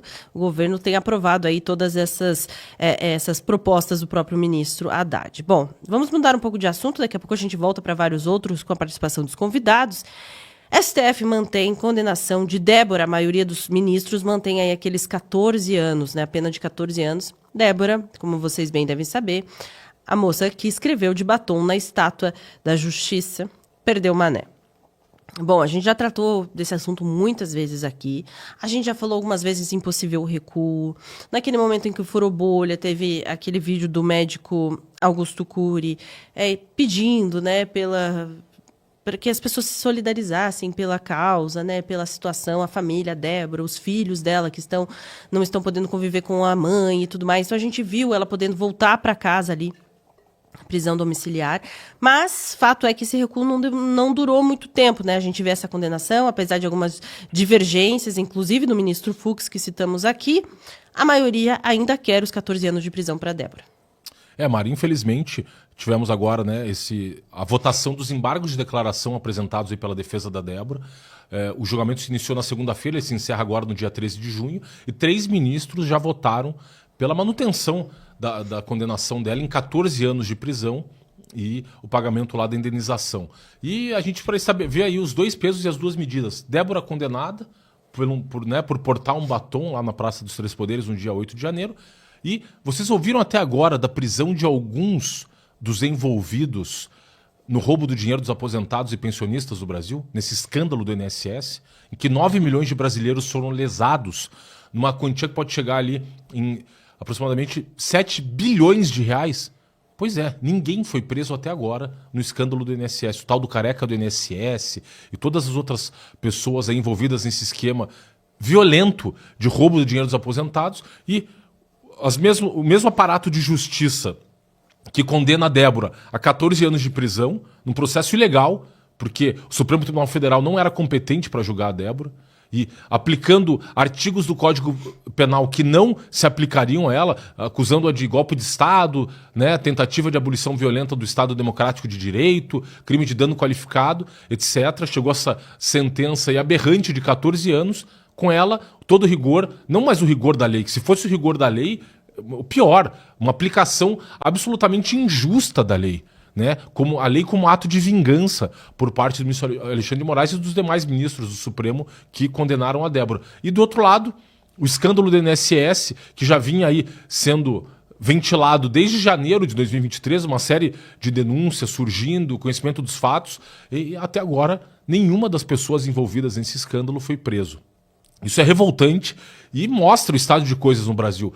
Da mesma forma que a gente falou do ritmo que tem sido dado ao processo aí da suposta tentativa de golpe pelo Supremo, em que a denúncia foi apresentada em fevereiro, provavelmente em agosto, em 6 meses, já teremos uma condenação desses réus. E, no caso do INSS, que eles vêm saqueando há anos o dinheiro dos aposentados e pensionistas, nada acontece. Inclusive, uma das entidades envolvidas nesse escândalo contratou quem como advogado de defesa? O filho do ministro da Justiça, Ricardo Lewandowski. Então, você vê que o Brasil realmente virou o país da piada pronta, da injustiça, e é revoltante a gente ver que a justiça que é negada a Débora e a condescendência com que os agentes da lei aí têm atuado em relação a esses saqueadores do dinheiro dos aposentados e pensionistas que até agora não enfrentaram a severidade do rigor da lei, estão aí andando impunemente sem que nem o patrimônio deles tenha sido bloqueado. Até agora teve, segundo salvo o melhor juízo, o bloqueio de 23 milhões de reais. Eles que saquearam 6 bilhões e no pedido da AGU, lá da Advocacia Geral da União, de bloqueio dos bens, olha que coincidência, eles deixaram de fora a entidade, o Sindinap, que tem o irmão do Lula como vice-presidente. Então, e não por coincidência, obviamente, que eles tenham feito isso. Então, a gente vê o país dos 2 pesos e 2 medidas, e esse fato só reforça ainda mais o quanto se politizou a justiça no Brasil e o quanto o Supremo Tribunal Federal se tornou um braço aí dos corruptos, né? E, inclusive, infelizmente, até do narcotráfico, a gente sabe quantos narcotraficantes que recebem habeas corpus da noite pro dia aí, o tal do André do Rap, que era uma das lideranças do PCC, que se encontra foragido e nem está no país, segundo últimas informações, estaria no México, foragido da justiça brasileira. Queria saber o que o governo brasileiro tem feito, por exemplo, para pedir a extradição do André do Rap no México, né? O mesmo esforço que eles estão empenhando para extraditar a Carla Zambelli na Itália, se eles estão fazendo a mesma coisa com um dos líderes do PCC que se encontra foragido, um traficante perigosíssimo. E você vê esses 2 pesos e 2 medidas. Cidadãos comuns que estão vocalizando críticas políticas são presos a 14 anos de prisão por portar um batom, e traficantes perigosos que matam pessoas, traficam drogas, estão aí impunes, soltos, e nada acontece, Mari. Bom, falando sobre essa questão, né, que envolve mais especificamente os presos pelo 8 de janeiro, e a gente falando aí dos interrogatórios dos últimos dias, depoimentos, né, prestados nos últimos dias, e como a gente vê que o principal alvo, né, fica cada vez mais evidente que o principal alvo é Jair Bolsonaro nessa história toda. Você acredita que, já que eles estão avançando bastante nesses processos no Supremo Tribunal Federal, conseguindo chegar àquele nome que a gente sabe que é o principal, que é o de Jair Bolsonaro, esses presos pelo 8 de janeiro, que serviam de base para essa narrativa, devem ter, talvez, alguma esperança de, olha, agora eles vão estar focados naqueles nomes, vamos deixar esses presos um pouco mais tranquilos, podem, de repente, ter penas menores, aí a gente pode ver um recuo em relação a eles, ou não, vai todo mundo no mesmo bolo? Olha, Mário, para sustentar essa narrativa fictícia da tentativa de golpe de Estado, acho que eles vão manter a condenação desses réus do 8 de janeiro, para que o teatrinho, né, ele tem que ter todas as peças no seu lugar.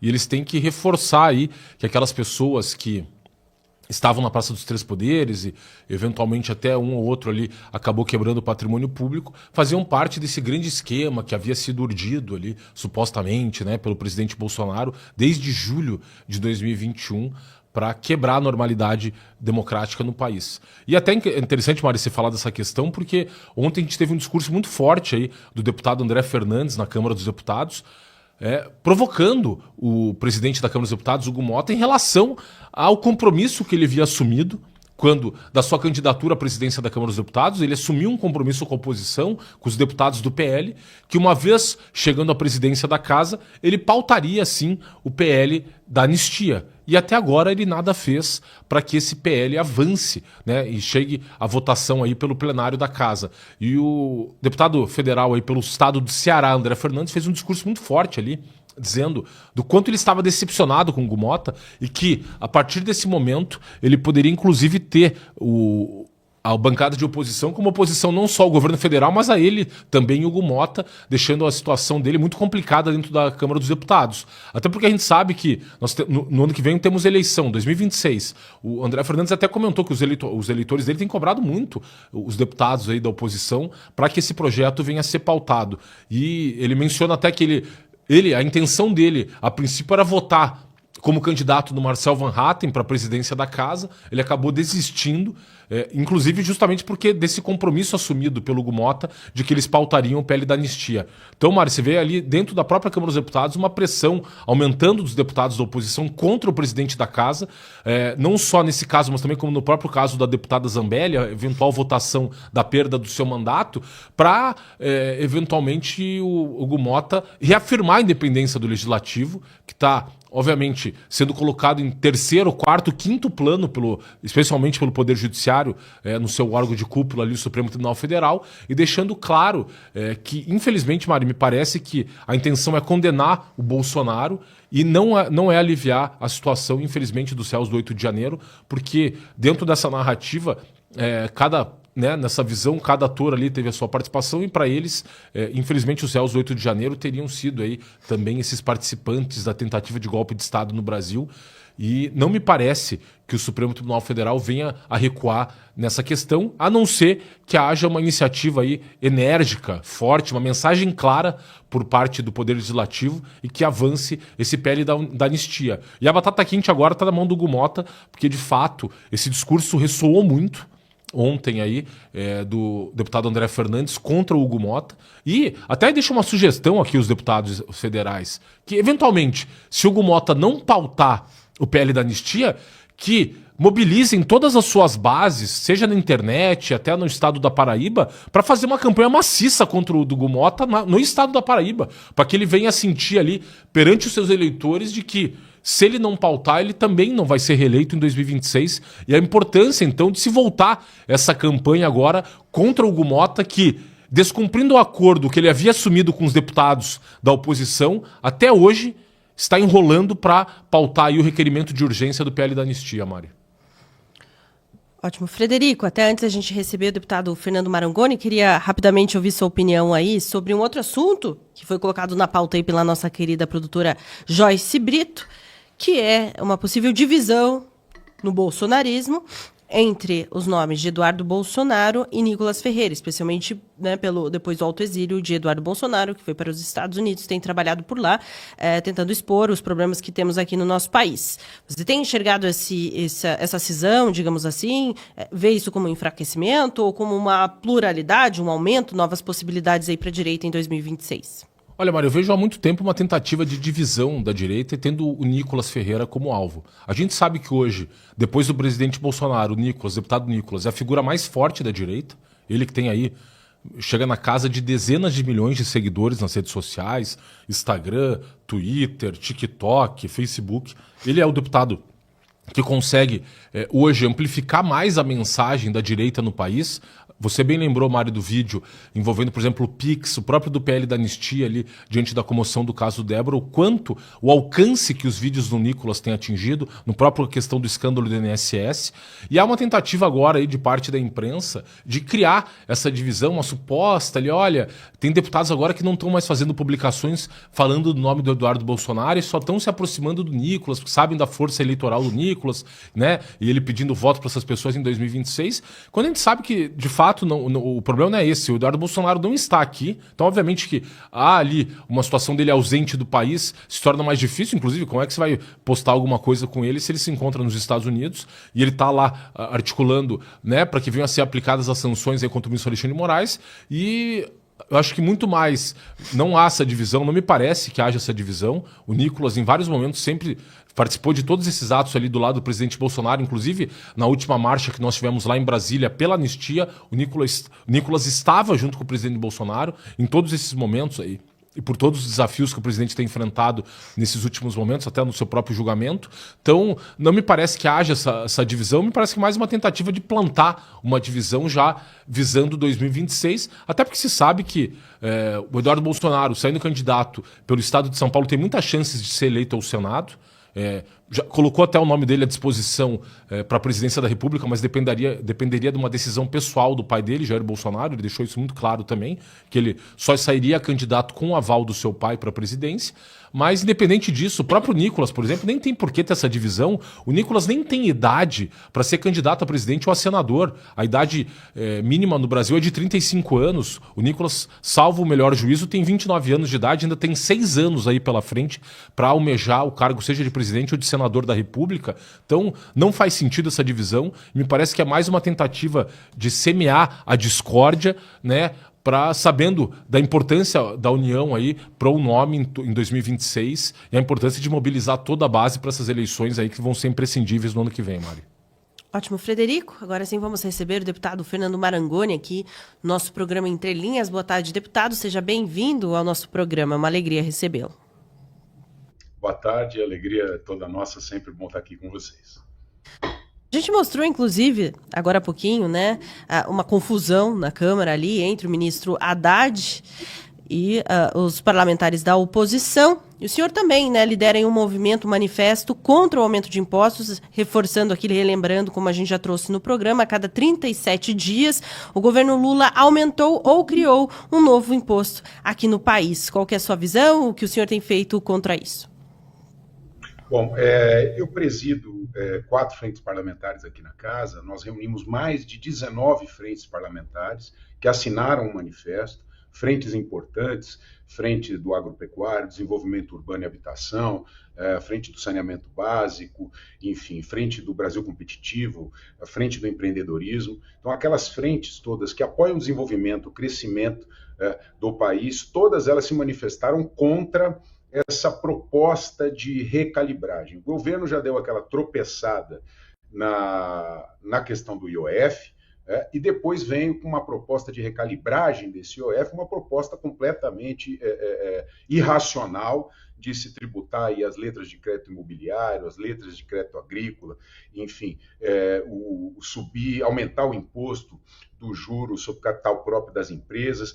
Enfim, não dá mais para a gente impor conta da eficiência do Estado, da ausência de corte de gasto, que é isso que a gente vem batendo o tempo todo, para cima do contribuinte, para cima do cidadão e para cima das empresas. A gente é a favor, obviamente, da responsabilidade fiscal, mas que com coragem para enxugar os gastos públicos do Estado. O governo aumenta em mais de 200 bilhões a despesa obrigatória, né, e agora vem querer jogar a conta novamente para o contribuinte, penalizando o setor produtivo, encarecendo o crédito, encarecendo o investimento, enfim. Então, as frentes se reuniram. Agora há pouco, nós acabamos de voltar de uma coletiva onde o nosso presidente Rueda e o presidente Ciro, também do PP, se manifestaram junto com as duas bancadas do União Progressista, do PP e a do União, contra qualquer proposta de aumento de imposto que não venha estruturada com corte de gasto do governo. Deputado, nós tivemos aí uma reação quando o ministro Fernando Haddad anunciou o aumento do IOF, uma reação muito forte aí por parte da Câmara dos Deputados e do Senado, que inclusive ameaçaram aprovar um projeto de decreto legislativo para assustar esse aumento do IOF. Como é que se encontra aí hoje o clima dentro da Câmara dos Deputados e do Senado para essas novas medidas aí anunciadas pelo governo, como o senhor bem lembrou até do aumento do imposto, aí, da criação até do imposto dessa questão das letras de crédito, e se há eventualmente a hipótese de o Congresso vir assustar essas medidas tomadas pelo governo? Bom, sem sombra de dúvida, hoje o clima que a gente vê aqui no Congresso é um clima de união em torno de qualquer política, essa escalada de aumento de impostos que o governo está fazendo. Então, agora nós dependemos que o presidente Hugo paute o PDL, e eu tenho certeza que se pautar o PDL, a Câmara vai aprovar o PDL, portanto, sustar os decretos do governo com relação ao IOF, que é um absurdo, inclusive, usar um imposto de caráter regulatório e extrafiscal com esse afã arrecadatório do governo para atingir a meta fiscal. E volto a falar, aqui a gente é a favor da meta, cumprir a meta fiscal, porém tem que cortar na carne. O governo só sobe despesa e aumenta imposto. Sobe despesa e aumenta imposto, empurrando essa conta para o setor produtivo e para as pessoas. Em especial, aí nas letras de crédito também, quem vai ser mais prejudicado é a classe média brasileira, que estão fora das faixas de subsídio, por exemplo, do Minha Casa Minha Vida, e a LCI é um dos principais fundings de habitação do país, enfim, um dos setores que mais gera emprego e renda no país. Então, essas propostas absurdas não cabem mais aqui no parlamento. Eu tenho certeza que o parlamento vai dar uma resposta a favor da responsabilidade fiscal, desde que ela seja feita com coragem para cortar na carne os gastos públicos do Estado. Como o senhor acredita que deve pesar isso, né, para 2026? A gente tem eleições aí, sabe o quanto, quando o povo sente no bolso, isso deve se refletir também nas urnas, né? Bom, eu tenho certeza que a população brasileira já está cansada, né, de ver essa escalada de impostos, e mais essa agora. Eu acho que o parlamento não vai deixar com que isso aconteça, e obviamente isso tem um reflexo nas eleições de 26. Tá? A gente está indo na contramão com essa escalada tributária. Hoje o Brasil tem mais de 33% do PIB de tributos, ou seja, um dos percentuais mais altos do mundo, e não entrega o serviço público de qualidade para a população e, óbvio, impede com isso o crescimento e o desenvolvimento do país. Então, com certeza, virão reflexos nas eleições de 26 se o governo continuar com essa política de escalada tributária que está fazendo. Deputado, nós tivemos ontem aí um episódio, né, envolvendo até o deputado André Fernandes comentando com o presidente Hugo Motta na questão aí, tanto do PL da anistia quanto da postura do parlamento em relação à questão da deputada Carla Zambelli. Como é que o senhor vê hoje aí a questão do equilíbrio entre os poderes no Brasil? Nós temos aí uma série de decisões tomadas no âmbito do Supremo Tribunal Federal, envolvendo o avanço, inclusive, sobre as imunidades parlamentares e o clima da casa hoje, diante, você vê os deputados, de alguma maneira, coados, aí, inclusive para exercer a sua imunidade parlamentar material, né, de poder se manifestar, as palavras, opiniões e votos. Como é que o senhor vê essa situação hoje no Brasil entre os três poderes e o princípio da separação dos poderes?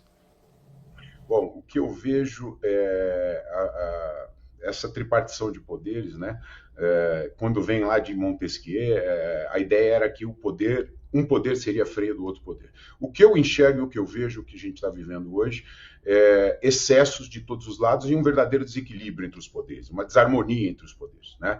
A gente teve aí inserções, ao meu ver, exageradas e excessos praticados tanto pelo Executivo quanto pelo Legislativo contra o Judiciário, e o Judiciário vem respondendo também com excessos contra o Legislativo e o Executivo. Então, o que eu defendo agora é que, com responsabilidade, a gente tem que sentar, equalizar essa situação. Eu não concordo com o que está acontecendo, com os julgamentos que estão acontecendo, da forma como estão acontecendo no STF. Eu acho que excessos estão sendo cometidos, em resposta a eventuais excessos que foram cometidos também contra o STF, mas essa não deve ser a postura de nenhum dos poderes constituídos.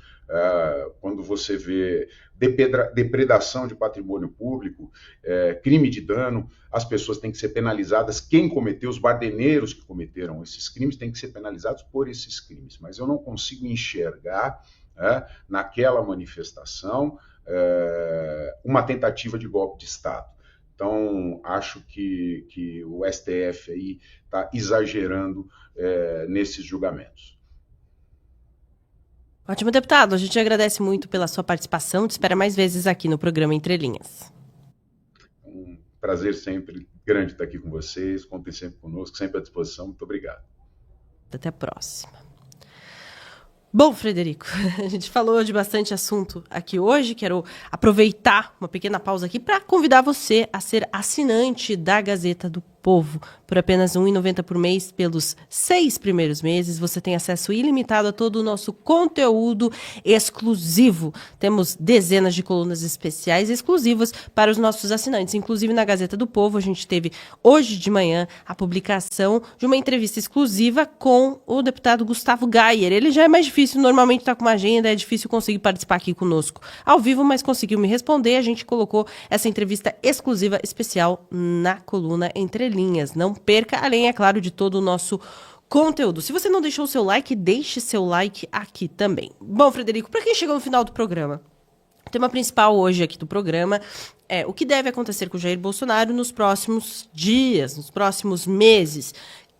Em que pé que está todo esse processo? Porque você sempre traz aqui, é interessante a gente relembrar o pessoal, está tudo indo muito rápido no Supremo Tribunal Federal em relação a esse processo. Muito mais rápido do que é o habitual. E aí as pessoas querem saber, eles vão tentar acelerar mesmo, como o próprio ministro Barroso já revelou, que tem interesse de que tudo isso corra o quanto antes para não respingar nas eleições de 2026? Mari, mantido esse ritmo, a gente vai ter uma decisão aí, o julgamento sobre o mérito desse processo já em agosto. Como eu falei, então a gente teve ali a apresentação da denúncia em fevereiro, que foi recebida em março.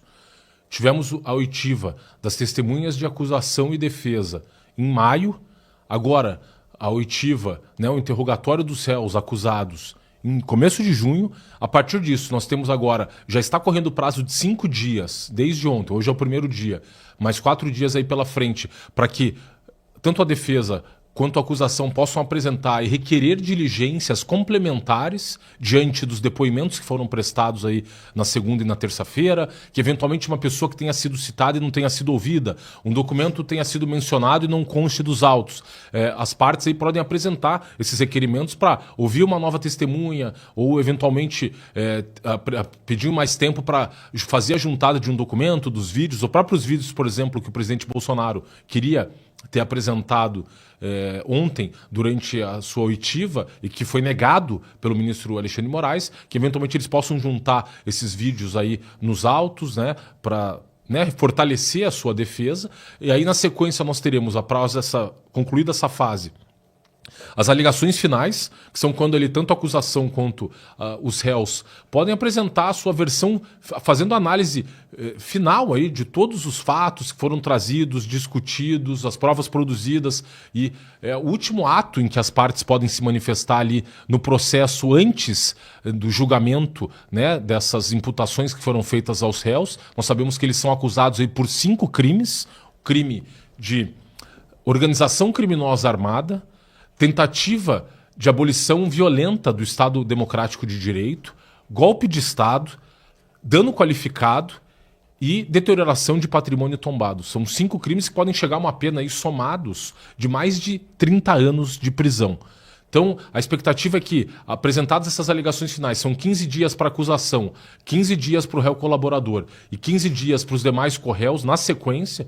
Então, a gente vai chegar aí mais ou menos final de julho, começo de agosto. Mais o tempo que o ministro Alexandre de Moraes tenha para elaborar o seu voto, se o voto já não tiver sido elaborado, que a gente sabe que com a velocidade com que ele está imprimindo aí esse julgamento, esperar que ele venha a proferir um voto, pode ser que até já esteja pronto, e aí tão logo seja pautado esse julgamento, já parte aí, né, para que esses réus sejam absolvidos ou culpados.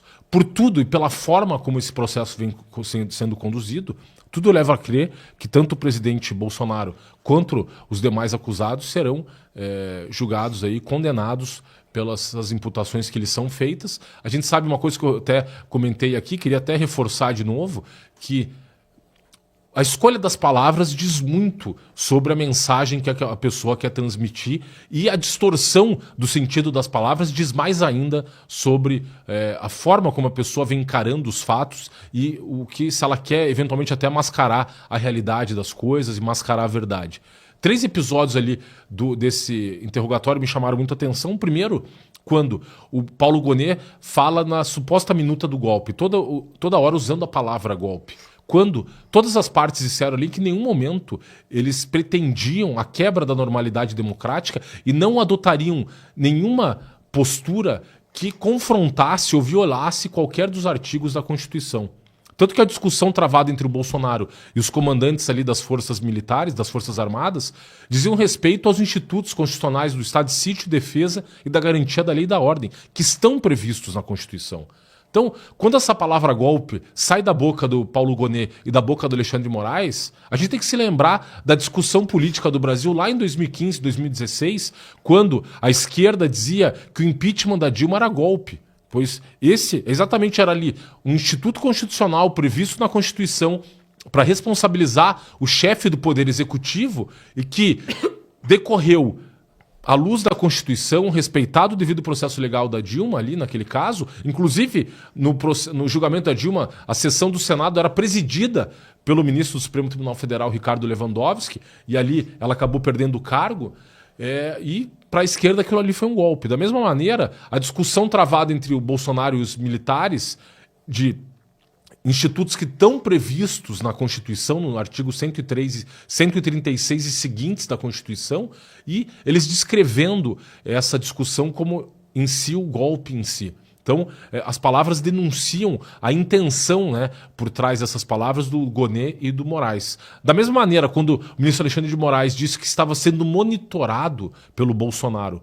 Monitorado, se você for consultar, abrir o dicionário e ler o que é a palavra monitoramento, é você acompanhar e observar alguém ou algo de forma sistemática e contínua. Então, Quando o Alexandre de Moraes pergunta para o Mauro Cid se o Bolsonaro havia determinado o monitoramento dele, Moraes, ele deixa claro que ele estava sugerindo que o Bolsonaro estaria espionando ou vigiando o Alexandre de Moraes em todos os seus atos, 24 horas por dia. Quando o episódio que ocorreu é que o Bolsonaro pediu pro Mauro Cid confirmar a informação com o Mourão se ele havia se reunido ou não com o ministro Alexandre de Moraes, pedindo então que ele entrasse em contato com o vice-presidente à época, general Mourão, para saber se ele havia ou não se reunido com o ministro Alexandre de Moraes. E o que é muito incomum em política, para quem trabalha e já trabalhou com política, sabe que, você pergunta para às vezes quer saber, será que o meu opositor está se unindo a outro grupo político? E você pergunta, vai averiguar ali se houve ou não essa reunião, que é muito comum. E a palavra escolhida pelo ministro Moraes nesse sentido de que, não, ele estava sendo monitorado, deixa muito claro também essa perspectiva de que ele tenta induzir na cabeça das pessoas de que ele estaria sendo espionado e vigiado, diferente do que ocorreu. Então, o uso das palavras, essa manipulação semântica do vocabulário, denota, por parte tanto do Paulo Gonet e por parte do Alexandre de Moraes, que ele já tem formado aí esse juízo, né, de convicção de que eles são sim culpados de uma tentativa de golpe de Estado, e pouco importa o que digam as provas, o que digam as partes aí nos seus interrogatórios, ele já tem esse juízo de culpa formado, e o que cabe agora é acelerar o processo para chegar nesse resultado que a gente sabe qual que é o resultado. Com uma investigação séria, eu até faço aqui uma analogia com quando você vai no alfaiate fazer um vestido ou um terno para uma festa, o que? Você tem ali, você projeta, né, faz um desenho do que você quer, né, do seu terno ou vestido, e aí você vai levando no alfaiate para ajustar ali até que chegue no resultado que você almeja. E mais ou menos isso. O ministro Alexandre de Moraes e o Paulo Gonet têm sido esses alfaiates que o resultado é certo, a condenação, e eles só vão moldando a narrativa e os fatos ao sabor das conveniências para chegar nesse veredito de culpados de todos esses acusados. Diferente de uma investigação séria em que você busca, então, apurar os fatos, e é a partir dos fatos que você vai chegar ao resultado e não o contrário. Então, você vê essa inversão da lógica de um processo no Estado de Direito, do devido processo legal, do contraditório, da ampla defesa, em que você busca que as partes possam produzir provas, né, e poder se defender ali sem qualquer tipo de limitação, diferente do que tem ocorrido nesses processos que tem atropelado.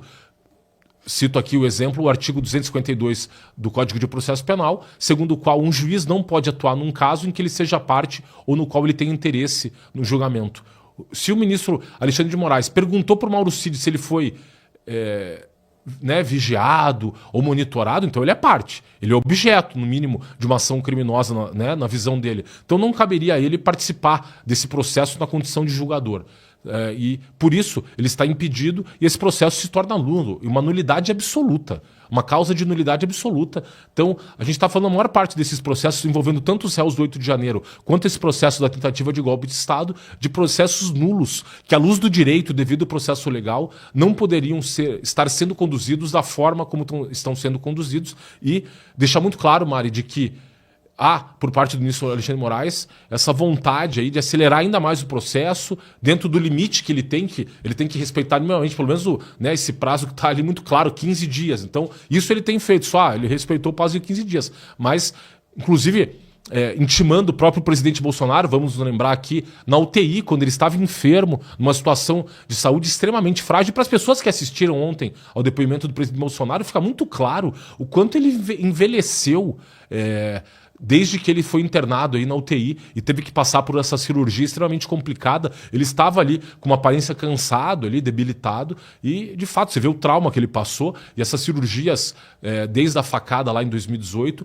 que ele está tendo que se submeter a reiterados tratamentos de saúde, e você via, ficava muito claro ali o quanto ele estava até abatido, assim, cansado, emagreceu bastante desde que fez essa cirurgia. E o ministro Alexandre de Moraes também violando mais um dispositivo do Código de Processo, que ele não poderia intimar o Bolsonaro naquelas condições, mas você vê que o objetivo último dele é conduzir esse processo o mais rápido possível para que ele seja julgado, o presidente Bolsonaro e os demais acusados ainda esse ano, condenados e eventualmente presos ainda esse ano, e para que, nas palavras do ministro Barroso, esse julgamento não venha contaminar o processo eleitoral em 2026. Ótimo, Frederico, obrigada pela companhia aí mais esta quarta-feira. A gente agradece também a cada um de vocês que nos acompanhou nesta tarde. Amanhã, às 3 horas da tarde, tem mais programa Entre Linhas. Lembrando que a gente tem toda uma grade completa de programas excelentes para vocês acompanharem desde as 7 da manhã com o Café com a Gazeta. E aí uma programação maravilhosa aqui no canal da Gazeta do Povo. A gente se encontra amanhã, então, aqui às 3 da tarde no programa Entre Linhas. Fiquem todos com Deus e até lá. Diretamente do Brasil, quem vos fala, Mestre Dinho, trazendo sempre informações na palma da sua mão. E o meu convite especial, por gentileza, entra na descrição desse vídeo. Urgente! Clicar nos links abaixo. É uma surpresa! E você pode ganhar muito dinheiro. Repito! Urgente! Clicar nos links abaixo. É uma surpresa e você pode ganhar muito dinheiro.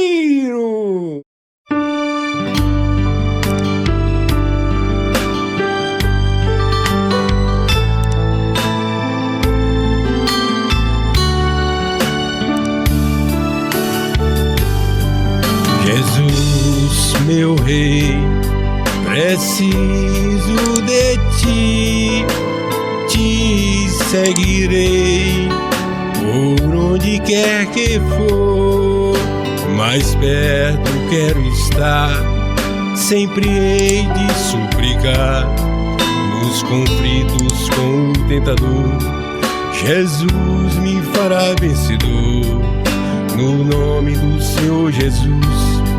O inimigo é amarrado com o poder do meu Deus, me guardando, me livrando.